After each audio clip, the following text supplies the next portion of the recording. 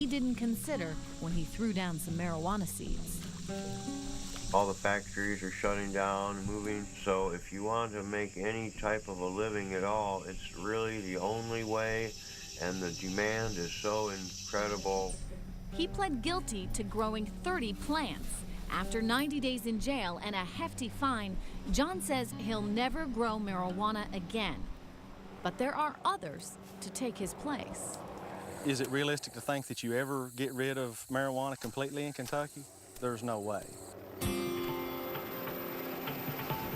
So the Kentucky mission continues with no end in sight. In this steep and rugged terrain, some plots are virtually inaccessible. Clear on your left, sir. Clear thorough. 10 Black Hawk helicopters transport 40 state troopers to rappel into the tiniest gardens in the most remote spots. Then right here some more. They burn through fuel and taxpayer money. $800 an hour, 8 hours a day, $1.4 million a year. How many plants is that? 7. 7? It's now the end of the harvest season here in eastern Kentucky, and authorities are wrapping up their search and destroy campaign. They've actually confiscated less marijuana this year, but they say that's not a sign of failure, but rather proof that the state's zero-tolerance policy actually works. How can it be a success if you're cutting fewer plants? You know, in the early 90s, if you're cutting 1 million plants, but you're only getting maybe 30% of it, you know, it's a start. Where we've progressed to in 2010 is we're cutting, 250 to 350,000 plants.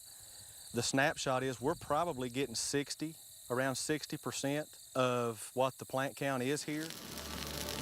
By the end of the 2010 season, Roper's team destroyed more than $600 million worth of marijuana.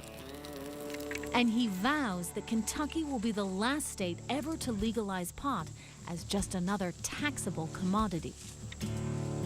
Why would anybody ever consider that legalizing one more drug, especially one that we are winning, why would you ever consider that just for money?